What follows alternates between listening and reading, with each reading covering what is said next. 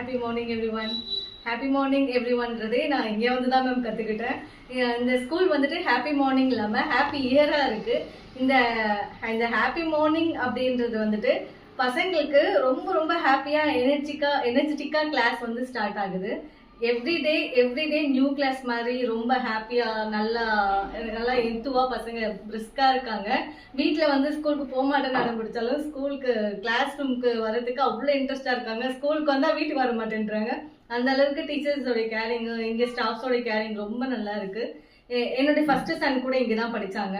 2019 இங்கே படித்தாங்க. இப்போ வந்து அவங்க மூலக்குளமில் படிக்கிறாங்க. அதே என்னுடைய சன் போலயே என்னுடைய டாட்டரும் வந்து நான் இங்கே சேர்த்துருக்கேன். இவங்களும் இங்கே வந்துட்டு நல்லா டெவலப் ஆகிட்டு இருக்காங்க.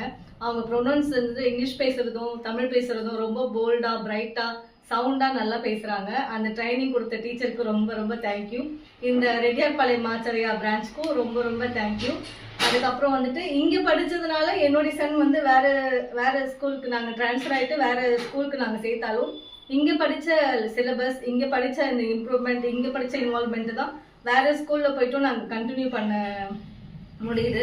நாங்கள் வந்து ட்ரான்ஸ்ஃபர் ஆகிட்டு போனாலுமே எங்கே போனாலுமே திரும்ப ஆச்சாரியா பிரான்ச்சுக்கு தான் நாங்கள் வருவோம். ஆனால் இந்த வருஷம் ட்ரான்ஸ்ஃபர் ஆகாது. நாங்கள் இங்கே தான் கண்டினியூ பண்ண விரும்புகிறோம். எங்களுக்கு ரொம்ப பிடிச்சிருக்கு. Love you Acharya. தேங்க்யூ.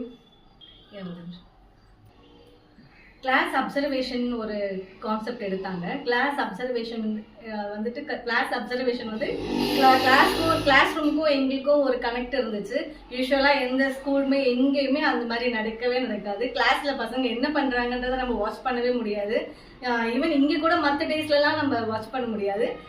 ஆனாலும் நமக்குன்னு ஒரு டே, பேரண்ட்டுக்குன்னு ஒரு டே கொடுத்து ஒரு பர்சனுக்குமே ஒரு டே கொடுத்து கிளாஸ் அப்சர்வேஷன் மூலிமா பசங்களுக்கும் பேரண்ட்ஸ்க்கும் ஒரு கான்டாக்ட் கிடைக்குது. மேம்க்கும் எங்களுக்கும் ஒரு லைன் கிடைக்குது.